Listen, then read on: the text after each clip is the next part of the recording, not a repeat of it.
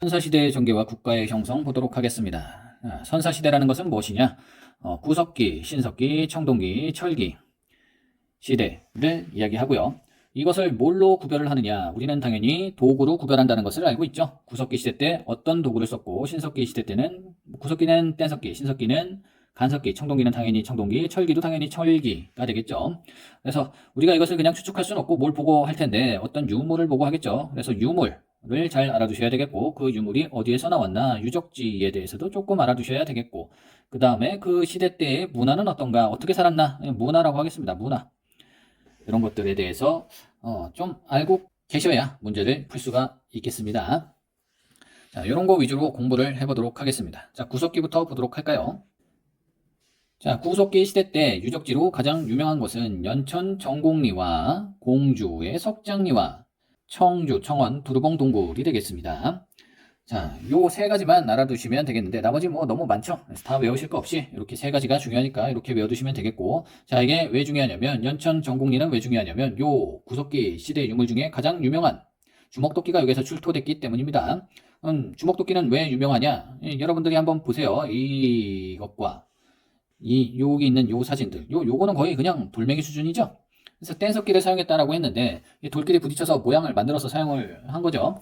그러면 요게 주먹도끼가 가장 세련되고 활용도가 다양한 용도로 활용도가 많은 그런 석기이기 때문입니다. 이게 처음에는 서양에서만 발견됐어요. 그러니까 서양 사람들이, 모비우스라는 사람이, 우리 서양 사람들은 이것도 썼어. 구석기 시대 때부터 니들하고는 차원이 달라. 우리는 원래 똑똑했어. 니들 동양 이런 거 없지? 라고 하면서 서양 우세론을 펼쳤는데 모비우스의 학설이 되겠죠. 근데 여기 연천에서 주먹도끼가 출토되면서 그 학설이 완전히 깨지게 됩니다. 그래서 중요하다. 사진도 중요하고. 그 다음에 공주 석장리는, 구석기도 원래 정기, 중기, 후기가 있는데 이 모든 유물들이 여기 공주에서 다 출토가 됩니다. 그래서 중요하고, 아직도 이 공주 가면 구석기 뭐 축제도 하고 막 이래요. 재밌으니까 한번 가보시길 바라고. 이 두루봉 동굴에서는 흥수아이라는 그 어린아이의 뼈가 온전하게 발견이 되면서 유명해지게 됩니다. 자, 그리고 요 구석기 시대 때 사람들은 이런 동굴에서 살았겠죠. 동굴에서 사냥하면서 이렇게 살았었습니다. 자, 그리고 요 두 가지 유물, 이미지 사진이 문제에도 자주 출제가 되니 이것도 잘 기억해 두시면 되겠습니다. 요거는 그냥 뭐 따로 익히지 않으셔도 되겠습니다. 자, 그 다음 신석기 보도록 하겠습니다. 신석기는 간석기를 사용을 했고요.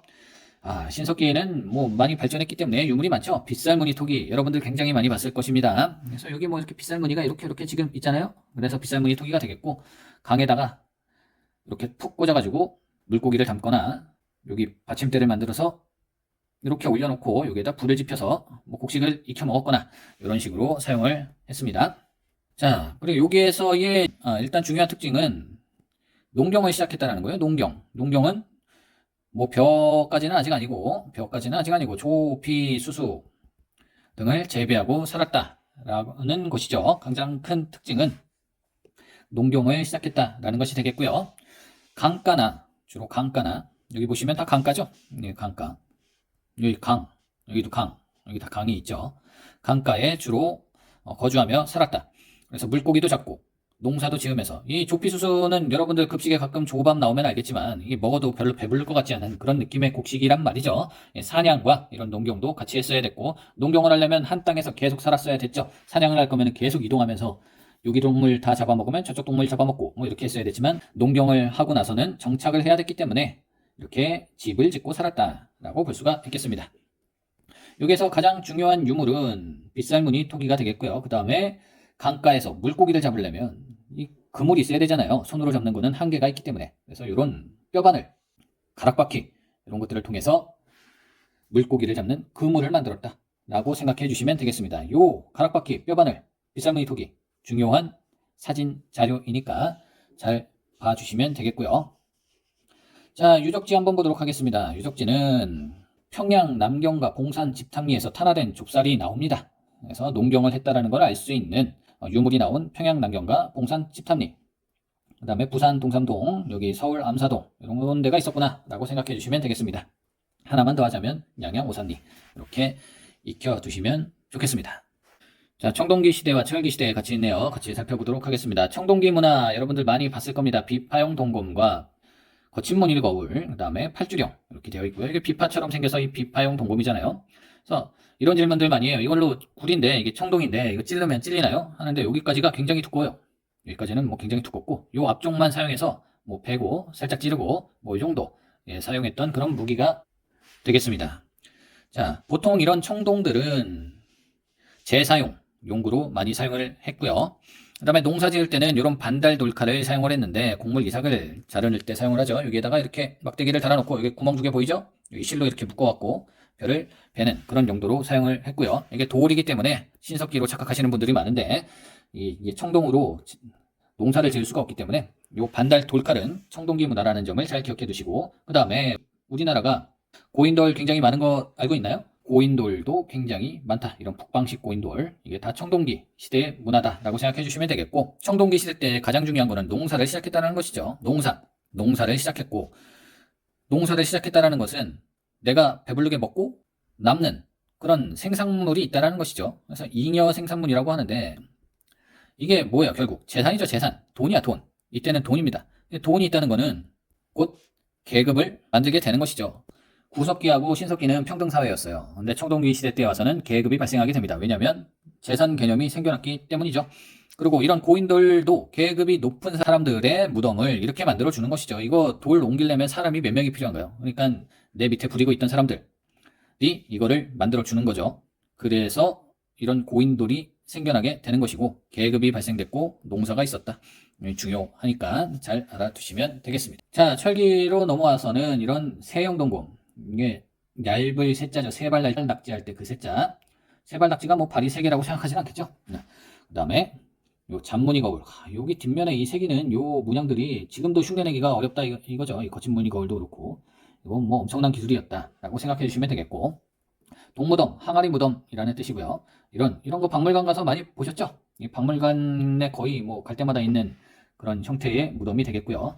그 다음에 철제 농기구가 생겨났다. 철은 가볍고 구하기도 쉽고 또 튼튼하잖아요. 그래서 많이 보급화됐었고 철제 농기구도 있었다.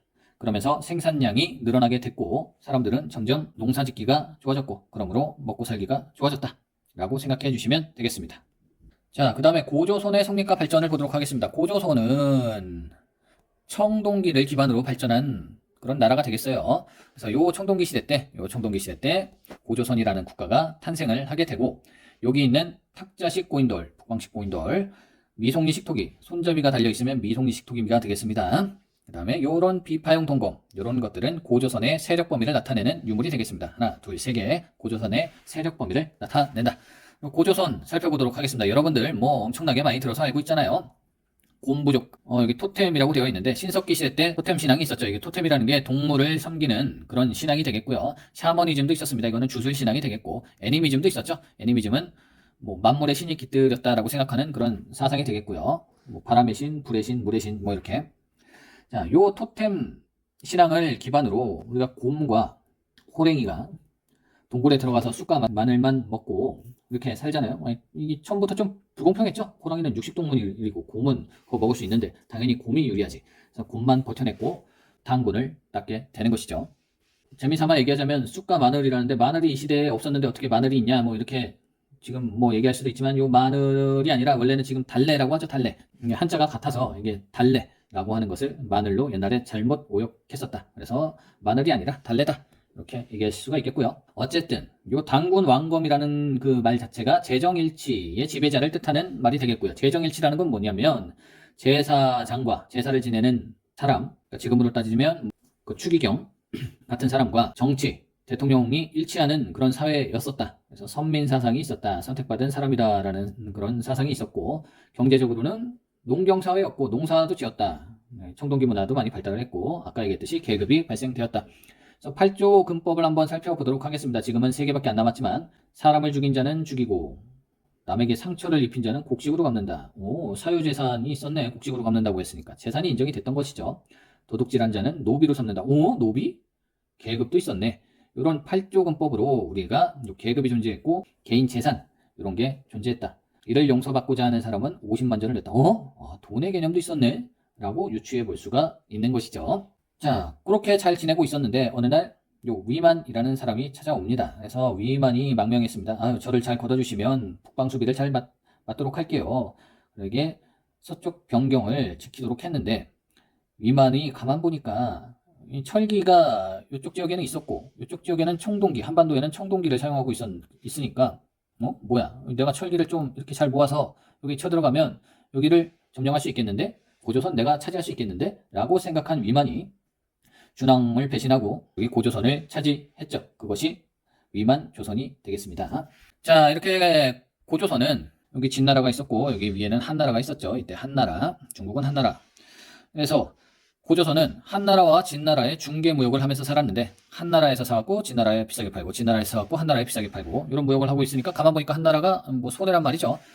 저 고조선을 없애버려야 되겠어 하면서 쳐들어오게 되고, 그러면서 정복하게 되고, 임둔, 진번, 낭랑, 현도라는 한사군을 설치하면서 고조선은 이렇게 멸망하게 됩니다. 그러면서 이렇게 여러 나라가 다시 등장을 하게 되는데, 부여에서 주몽이 탈출해서 세운 나라가 고구려, 고구려에서 고구려 주몽의 아들 온조가 세운 나라가 백제, 그리고 마함, 변한, 진안이라는 요 사만이 존재했고, 그 다음에 이 토끼의 뒷목적으로는 옥저와 동해라는 나라도 존재하면서 고대 국가로 가기 전에 연맹 국가들이 이렇게 탄생을 하고 있었다라고 생각해 주시면 되겠습니다. 자, 그래서 이 시대에 고구려의 정치, 경제, 사회의 특징, 부여, 옥저, 동해, 사만의 특징을 각각 알고 계셔야 문제를 풀 수가 있는데 한 번씩 살펴보도록 하겠습니다.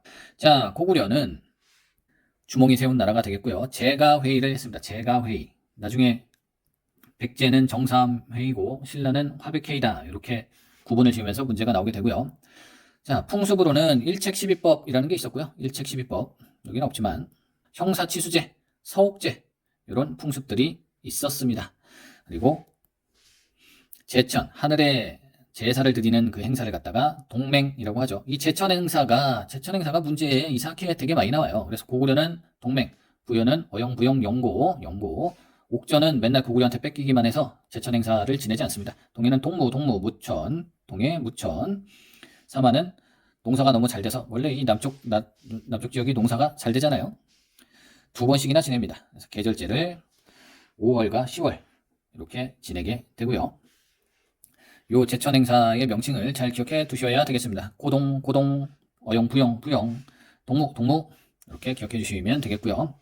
자, 부여를 보도록 하겠습니다. 부여는 마가, 우가, 저가, 구가, 그러니까 5부족 문맹체가 되는 것이죠. 왕, 마가, 말, 소, 돼지, 개 이렇게 부족들이 모여서 부여라는 나라를 이루었고, 이게 부족 연맹 국가이기 때문에 왕권이 약하죠. 그래서 농경과 목축도 했었고 순장이라는 풍습도 있었다. 순장이라는 거는 그 귀족이 죽을 때 그 노비도 같이 묻어버리는 그런 것을 갖다가 순장이라고 하죠.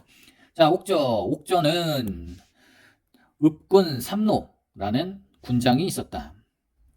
동해도 마찬가지로 읍군 삼노라는 군장이 있었다. 그래서 읍군 삼노라는 군장이 있었다는 점 기억해 두셔야 되겠고요.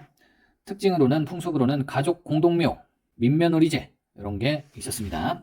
결혼을 했을 때 며느리가 우리 집에 들어와서 사는 그런 것이 민며느리제가 되겠고요. 읽어볼까요? 옥저의 혼인 풍속은 10살이 되면서 혼인한다. 신랑 집에 여자를 맞이한다. 이렇게 되어 있죠. 여자의 친정에서는 돈을 요구하고 신랑에서는 돈을 지불한 후에 여자를 데리고 온다. 이런 풍습이 있습니다. 이런 풍습 내용까지 막 디테일하게 알 필요까지는 없고요. 그래서 민며느리제가 있었다. 이게 결혼하면 남편 집 가서 사는구나. 이렇게만 생각해 주시면 되겠고요. 자, 그 다음 동해에는 책화와 조계원이 있었습니다. 그래서 원래 이 근친 결혼을 하지 않잖아요. 이때는 하지 않았죠. 뭐 고려시대까지 우리는 그 친족끼리도 결혼을 하고 막 그랬어요. 근데 유전적으로 좀 문제가 있다는 게 다 밝혀졌죠. 동해는 그거를 미리 알았는지 조계원을 했고, 각자 영역이 있는데 거기를 침범하면 배상을 하게 하는 책하라는 풍속이 있었다. 제천 행사는 무천이 되겠고요. 자, 그 다음에 사만은 재정 분리 사회였습니다. 그리고 요 신지와 읍차라는 것이 군장 명칭이 되겠어요. 읍군 삼노인 동해와 다르게, 읍군 삼노인 옥저와 다르게 신지읍차. 그래서 신지읍차 나오면 다 사만이라고 생각해 주시면 되겠습니다. 벼농사도 발달을 했고, 특히 변안에서 철이 많이 생산이 되어서 수출도 했었다. 그래서 계절제는 2번 지냈고, 자, 그리고 이런 소대를 여러분들 많이 봤을 텐데, 요게 아까 얘기했듯이 재정분리 사회인데요. 이 제사장이 다스리는 부분을 소도라고 해서, 여기는 범죄자가 들어오면 그 왕이 잡아갈 수가 없어요. 그래서 그 지역을 나타내는, 여기에서부터는 소도니까 들어오지 마라고 표시해두는 이런 소대, 이런 것들이 있었다. 그래서 이게 우리가 보면서 저거 이쁘네 하고 그냥 지나쳤지만 사만에서 있었던 그런 풍습이 되겠습니다. 자, 그리고 중국과의 교류를 나타내는 유물로는 이런 명도전, 반량전, 오수전도 있고 이런 붓, 이런 것들이 중국과의 교류를 나타내는 유물이 되겠습니다. 문제 풀어보도록 하겠습니다. 가시대에 대한 설명으로 옳은 것은 다 읽을 필요도 없죠. 이 비싼 문이톡이네, 신석기네 라고 생각해 주시면 되겠고요. 유명한 유적지로는 암사동 유적지가 있다라고 말씀을 드렸죠. 부산 동삼동, 양양 오산리, 봉산 집탐리, 탄화된 좁쌀이 발견된 곳이죠. 이런 부분들 다 신석기 시대의 유적지라고 이야기를 했습니다. 그래서 농경도 있었고 목축도 있었고, 자, 신석기 시대는 당연히 간석기를 사용했죠. 이게 정답이네요. 바로 정답임을 알 수가 있겠고요. 백동화, 조선 후기 때 일이 되겠고요. 철제는 청일기 시대 때겠죠. 비파형동금은 청동기 시대 때고, 석불암 이거는 통일신라 때 만들어진 것이 되겠습니다. 자, 1번 눌러주시면 되겠고요. 자, 하나 더 풀어볼까요? 이거 신석기 똑같은 거니까 넘어가시고. 자, 다음 보고서 주제로 가장 적절한 것은 수행평가 보고서. 이런 막집이 있었고, 주먹도끼? 이거 구석기 시대가 되겠네요. 동굴과 막집에서 살았던 구석기 시대 사람들, 옹집에서 살았던 신석기 시대 사람들, 이렇게 알아두시면 되겠죠. 자, 신석기 아니고, 청동기 아니고, 삼국 아니고, 구석기 이거 맞고, 철기 아니죠. 자, 됐고요. 자, 청동기 문제를 하나 풀어볼까요? 밑줄 친 이 시대에 대한 설명으로 옳은 것은 이 시대의 대표 무덤은 고인돌이다. 고인돌, 청동기가 되겠죠.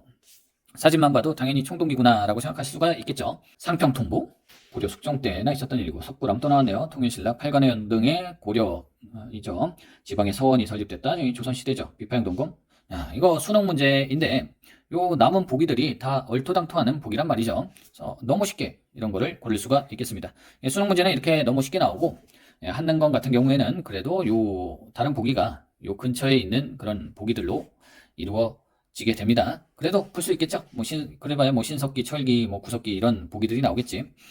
자, 이렇게 풀 수가 있겠고요. 철기 시대의 문제가 있나요? 없네. 자, 이거 한 번 더 풀어보죠. 청동기죠. 적절한 것은 주먹도끼, 구석기, 철제갑옷, 철기, 금관, 이거 신라 시대나 고대 국가로 넘어가야 되는 거고, 비파형동검 이거 맞죠? 비쌀무늬, 신석기. 자, 이렇게 쉽게 풀 수가 있겠습니다. 한능검 문제입니다. 가나라에 대한 설명으로 옳은 것은 철기 문화를 바탕으로 성장한 여러 나라, 부여에 대한 내용 쭉 있고, 당궁, 과하마, 반어피 이거 동해죠, 동해.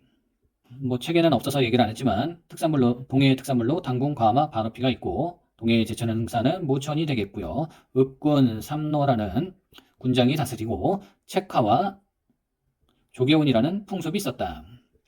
기억하시나요? 자, 그러면 찾아보도록 하겠습니다. 신지읍차. 신지읍차는 어디냐면 사만이 되겠죠. 사만. 민매너리제 옥저가 되겠죠. 옥저는 민매너리제 가족 공동묘. 그다음 제천 행사는 하지 않고 이런 풍습들이 있었다. 그리고 10월에 무천, 동무, 무천. 요거네요, 이거. 요게 정답이 되겠고요. 여러 가들이 사출도를 주관했다. 이거 부여가 되겠죠, 부여. 그다음에 제가회의, 고구려. 이렇게 되겠습니다. 고구려하고 부여는 풍속으로는 일책 12법이 동시에 있었고 형사치수제가 있었죠. 형사치수제. 그 다음에 부여는 영고라는 제천행사, 고구려는 동맹이라는 제천행사가 있었다. 이렇게 기억해 주시면 되겠습니다. 자, 수고하셨습니다.